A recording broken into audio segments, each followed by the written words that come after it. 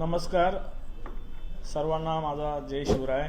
मी संजीव भोर पाटील, शिवसेना प्रवक्ता, मराठा आरक्षण चळवळीत मागचे 22-23 वर्ष सातत्यपूर्ण काम केलेला एक कार्यकर्ता। आज प्रामुख्याने आपल्याशी जी चर्चा मला करायची आहे, संवाद साधायचा आहे, त्यातला जो विषय आहे मनोज जरांगे पाटलांचं जे आंदोलन आहे, त्या आंदोलनातले कुणबी जातीचे दाखले, जे प्रमाणपत्र, त्याची प्रक्रिया, मराठा आरक्षण आणि मनोज जरांगे पाटलांचं सुरू असलेलं आमरण उपोषण, या बाबतीत मी आपल्याशी संवाद साधतोय। मनोज जरांगे पाटलांची सगळे सोयऱ्यांना ही कुणबीचे दाखले मिळाले पाहिजेत, ही एक प्रमुख मागणी आपल्याला सर्वांना माहीत आहे। सरकारने ही मागणी मान्य केली। 27 डिसेंबरला ही अधिसूचना सरकारने प्रसिद्ध केली आणि हरकती मागवल्या। आता या हरकती 16 तारखेपर्यंत मागवण्यात आलेल्या आहेत। आपण जर काल मनोज जरांगे पाटलांची प्रेस पाहिली असेल तर त्यात त्यांनी म्हटलं आहे की 15 दिवस 10 तारखेला संपत असताना तुम्ही 16 तारीख का सांगताय। तर सर्वात आधी मला हे स्पष्ट करायचं आहे की कुठल्याही प्रशासन, सरकारी यंत्रणा जेव्हा एखाद्या मुदत देतात, 21 दिवस हरकतीसाठी किंवा याच्यासाठीची जी प्रक्रियेची मुदत देतात, त्यात कामाचे दिवस, सरकारी कामाचे दिवस मोजले जातात, वर्किंग आवर्स, वर्किंग डेज मोजले जातात, वर्किंग डेज, आणि त्या हिशोबाने आणि अशी मुदत दिली पाहिजे हरकतींसाठी। हे कायदेशीर बंधन आहे, अनिवार्य आहे, हे करावंच लागतं आणि म्हणून ती 16 तारीख आहे। यामध्ये कुठलाही विलंब करण्याचा सरकारचा हेतू नाही। सरकार अतिशय प्रामाणिकपणे या विषयाला न्याय देण्यासाठी माननीय मुख्यमंत्री एकनाथजी शिंदे साहेब यांच्या नेतृत्वाखालील सरकार प्रामाणिकपणे या विषयाला न्याय देण्यासाठी कटिबद्ध आहे, प्रामाणिक प्रयत्न करत आहे आणि हे महाराष्ट्रातली सर्व जनता आणि तमाम मराठा समाज उघड्या डोळ्यांनी बघतो आहे। ही प्रक्रिया जी आहे, ही प्रक्रिया जर टाळली गेली तर उद्या यासाठी जर कुणी कायदेशीर आव्हानं उभी केली तर त्यात शेवटी हा निर्णय, शासनाचा जो निर्णय आहे, तो टिकला पाहिजे।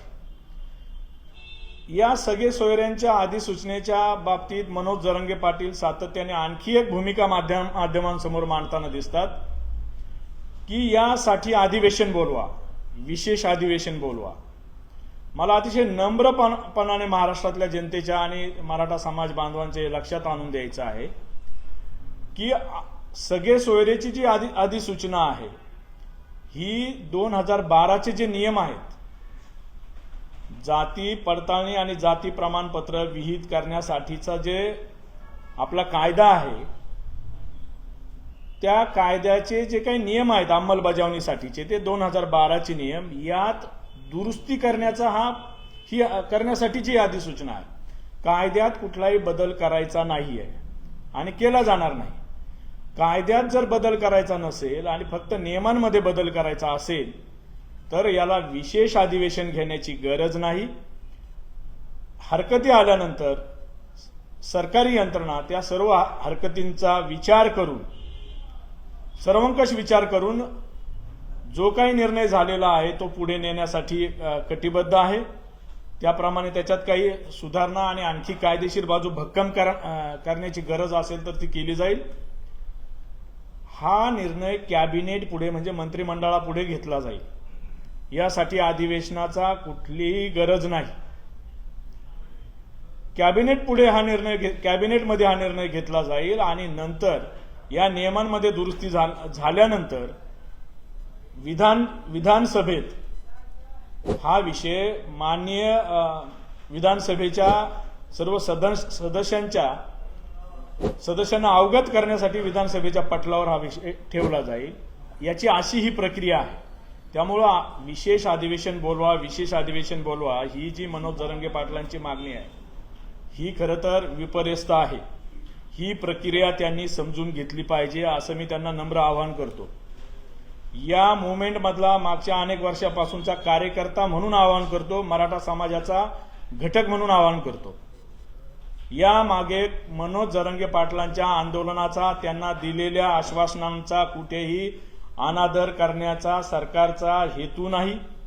माननीय मुख्यमंत्री एकनाथजी शिंदे साहेबांनी वेळोवेळी सांगितलेलं आहे, मी संवेदनशील आहे या विषयाबाबत आणि सकारात्मक आहे. अगदी शिवछत्रपतींची शपथ घेऊन हे सांगितलेलं आहे आणि त्यांनी ती शपथ साक्षात खरी ठरवलेली आहे. सातत्याने अतिशय चांगले निर्णय या बाबतीत त्यांनी घेतलेले आहेत. हा मुद्दा जो आहे सगळे सोयरेच्या बाबतीत आहे. दुसरा जो मुद्दा आहे का ज्यांना कुणबीची प्रमाणपत्र मिळणार नाहीत, ज्यांच्या नोंदी आढळणार नाहीत, जे मराठा बांधव आरक्षणापासून वंचित राहतील किंवा ज्यांना कुणबीची प्रमाणपत्र घ्यायचे नाहीत असे मराठा बांधव मोठ्या संख्येने आहेत. तर अशा मराठा बांधवांना आरक्षण देण्यासाठीही महायुतीचं सरकार कटिबद्ध आहे आणि त्याच्यासाठी राज्य मागासवर्ग आयोगाकडून कोट्यावधी लोकांचं सर्वेक्षण करण्यात आलेलं आहे.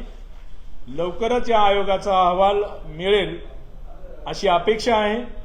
देशात एखाद्या जातीसाठी केलं जाणार हे सर्वात जातीच्या आरक्षणासाठी केलं जाणार हे सर्वात मोठं सर्वेक्षण आहे. व्यापक स्तरावरचं हे सर्वेक्षण आहे आणि याला राज्य सरकारने 1.5 लाख कर्मचारी या सर्वेक्षणासाठी नियुक्त केले होते. इतक्या गांभीर्याने हा विषय राज्य सरकार हाताळतंय. आयोगाचा अहवाल आल्यानंतर, आयोगाची शिफारस आल्यानंतर माननीय मुख्यमंत्री एकनाथजी शिंदे यांनी यापूर्वी जाहीर केलं आहे की आयोगाचा अहवाल आल्यानंतर, आयोगाची शिफारस प्राप्त झाल्यानंतर विशेष अधिवेशन बोलून मराठा समाजाला आरक्षण दिलं जाईल, टिकणारं आरक्षण दिलं जाईल, अशी ही प्रक्रिया आहे. आता मनोज जरंगे पाटलांची जी प्रमुख मागणी आहे ती कुणबीची आहे. खरं तर उर्वरित मराठा बांधवांना अशा पद्धतीने आरक्षण द्या वगैरे अशी मागणी काही त्यांनी कुठेही लावून धरल्याचं आतापर्यंत तरी दिसलेलं नाही. त्यांच्या कुणबीच्या विषयाला न्याय देण्यासाठी सरकारने शक्य ते सगळं केलेलं आहे. अजून त्यांची एक महत्वाची मागणी आहे गुन्ह्यांच्या बाबतीत. तर आपल्याला माहित असेल 31 ऑगस्ट 2023 अशी या गुन्हे मागे घेण्याबाबतच्या GR ची मुदत होती. सरकारने ती मुदत आता वाढवून 31 जानेवारी 2024 अशी केलेली आहे.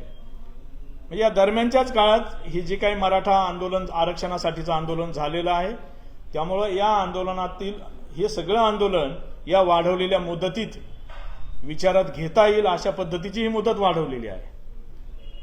आता गुन्हे मागे घेण्याच्या बाबत सरकार सकारात्मक आहे. वेळोवेळी आमचे मुख्यमंत्री असतील, दोन्ही उपमुख्यमंत्र्यांनी जाहीर भाष्य केलेलं आहे. मात्र ही प्रक्रिया आपण सगळ्यांनी समजून घेतली पाहिजे का जिथे प्रॉपर्टी डॅमेज मोठ्या प्रमाणावर असतं, जिथे जाळपोळ असते किंवा वैयक्तिक किंवा खाजगी मालमत्ता असेल, सरकारी मालमत्ता असेल, त्याची हानी मोठ्या प्रमाणावर झाली असेल, अशा ठिकाणचे गुन्हे मागे घेताना अतिशय किचकट प्रक्रिया आहे, अडचणीची प्रक्रिया आहे. कारण यामध्ये ज्या खाजगी नागरिकांचं, ज्यांची खाजगी मालमत्तेचं नुकसान झालेलं असतं, शेवटी त्यांचेही जबाब याच्यात असतात आणि ज्यांचं नुकसान झालेलं आहे ती माणसं आपला जबाब बदलत नसतात किंवा बदलत नाहीत आणि सरकार त्यांना प्रेशराईज करू शकत नाही. कारण भारतीय नागरिकाचा, प्रत्येक नागरिकाचा तो अधिकार आहे. ही प्रक्रिया समजून घेतली पाहिजे. मला आपल्यासमोर उदाहरण ठेवायचं आहे. काकासाहेब शिंदे या मराठा तरुणाने जुलै 2018 मध्ये कायगाव टोका, जिल्हा संभाजीनगर येथे मराठा आरक्षणासाठी गोदावरी नदीत उडी मारून आपला जीव दिला, शहीद झाला. या काकासाहेब शिंदेच्या त्या ठिकाणच्या आत्मबलिदानानंतर तिथे जो उद्रेक झाला, तिथे जे काही आंदोलन झालं, त्या आंदोलनात माझ्यावर आजही गुन्हा आहे. 2018चा विषय आहे. आजपर्यंत गुन्हा मागे घेतला गेला नाही कारण तिथे मोठ्या प्रमाणावर उद्रेक झालेला होता.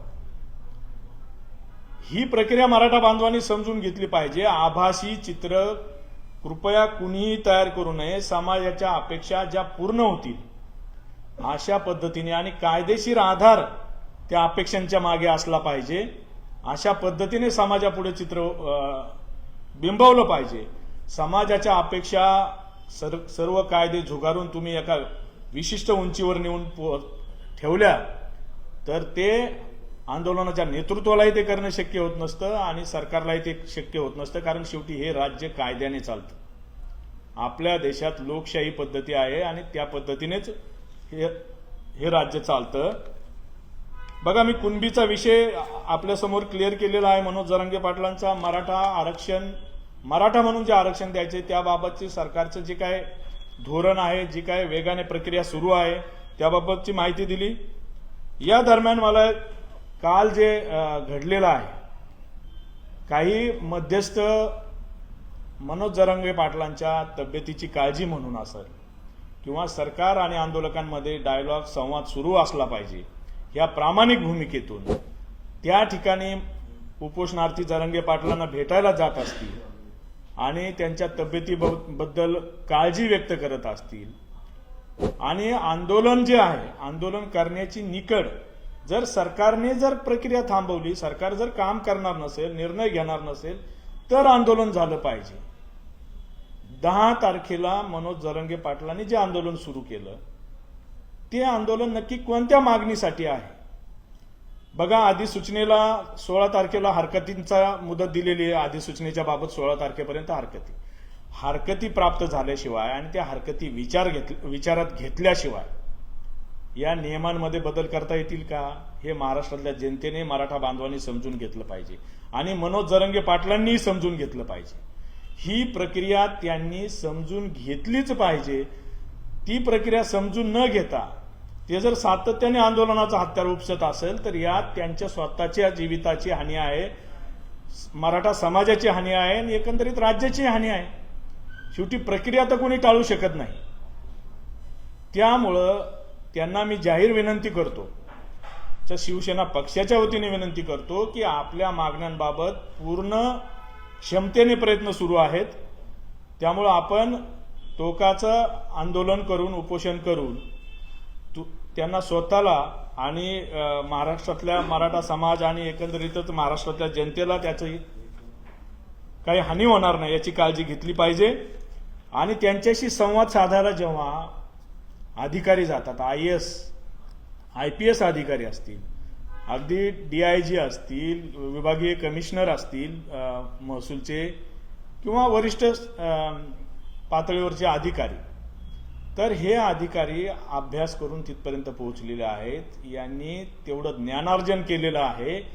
अशा अधिकाऱ्यांचा उपमर्द करणं किंवा थेट माध्यमांसमोर शिवीगाळ वगैरे अपशब्द वापरणं, अशा पद्धतीचं कृत्य त्यांनी करणं हे योग्य वाटतं का याचा विचार मनोज जरांगे पाटलांनी केला पाहिजे. कारण ते महाराष्ट्रातला लोकसंख्येने सर्वात मोठा असलेल्या समाजाचे आज सर्वोच्च नेते आहेत.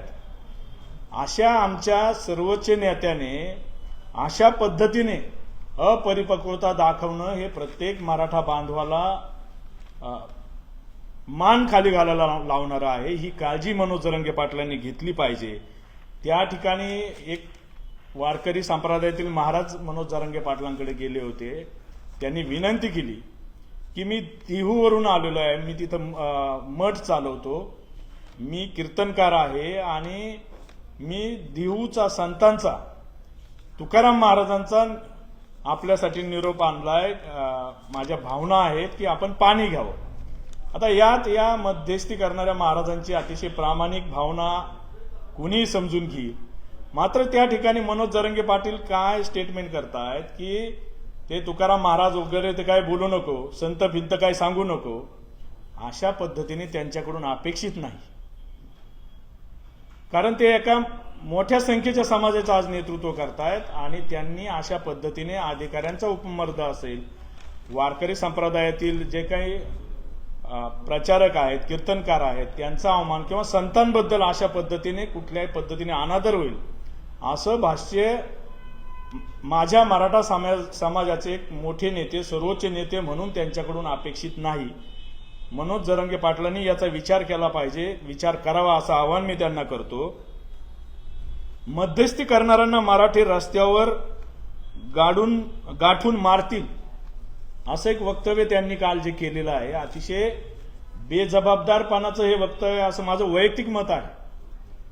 कारण शेवटी त्या ठिकाणी जाऊन हा संवाद साधण्याचा प्रयत्न करणं म्हणजे हे काय मांडवली करणारी लोक आहेत का? तुम्ही जेव्हा महिनो त्यांच्या मध्यस्थीने ही चर्चेची प्रक्रिया पुढे नेता आणि अचानक एका रात्री तुम्ही त्यांच्यावर जर अविश्वास दाखवून अशा पद्धतीने भाष्य करणार असाल तर हे या आंदोलनाला हानिकारक आहे. मनोज जरांगे पाटील यांनी ही, कारण ते आता एकटे नाहीत, हा विषय त्यांचा वैयक्तिक नाहीये, त्यांचं वागणं बोलणं हे समाजावर परिणाम करणार आहे, मराठा समाजावर परिणाम करणार आहे आणि म्हणून त्यांनी ही काळजी घेतली पाहिजे असं मी या ठिकाणी आपल्या माध्यमातून आवाहन करतो आणि आपल्याला विनंती करतो आपले काही प्रश्न असतील तर. 20 तारखेला विशेष अधिवेशन घेण्याचं नियोजित आहे राज्य सरकारचं मराठा आरक्षणाच्या संदर्भात. आपली काय प्रतिक्रिया? त्या विशेष अधिवेशनामध्ये हा प्रश्न सुटेल? नक्कीच खरं तर विशेष अधिवेशन अजून अधिकृतपणे 20 तारीख असं जाहीर केलेलं नाही आहे सरकारने, पण 20 तारखेला अधिवेशन घेता येऊ शकेल अशी शक्यता सरकारला वाटते. मात्र राज्य मागासवर्ग आयोगाचा अहवाल प्राप्त झाल्यानंतर, शिफारस प्राप्त झाल्यानंतर, अहवाल प्राप्त झाल्यानंतर राज्य सरकार लवकरात लवकर, म्हणजे अहवाल प्राप्त झाला की कमीत कमी दिवसात त्यावर पुढची प्रक्रिया करून हा विषय सोडवण्यासाठी कटिबद्ध आहे. अगदी मुख्यमंत्री एकनाथजी शिंदे यांनी तर शिवजयंतीपर्यंत हा विषय मार्गी लागावा अशा पद्धतीची त्यांची भावना आहे, कारण त्यांनी शिवछत्रपतींची शपथ घेऊन मराठा समाजाला न्याय देणार अशी भूमिका यापूर्वी जाहीरपणे घेतलेली आहे. आणि आम्हाला खात्री आहे की राज्य मागासवर्ग आयोगाने जे मोठ्या प्रमाणावर सर्वेक्षण केलेलं आहे त्या माहितीच्या आधारे, या व्यापक माहितीच्या आधारे, तपशिलाच्या आधारे मराठा समाजाला टिकणारं आरक्षण आणि समाजाला न्याय देणारं समाजासाठीचं आरक्षण, आज जे कुणबीचं आरक्षण आहे ते ओबीसीत ज्या काही 350 जाती आहेत जवळपास त्यातली एक जात म्हणून जाणार आहे. इथे मात्र ते मराठा समाजाचं आरक्षण असणार आहे आणि त्या आरक्षणाची मागणी समाजातून मोठ्या प्रमाणावर आहे. चालेल, थँक्यू. गरजा हिंदुस्तान चॅनलला सबस्क्राईब करा आणि ताज्या घडामोडी जाणून घेण्यासाठी बेल आयकॉनवर प्रेस करा.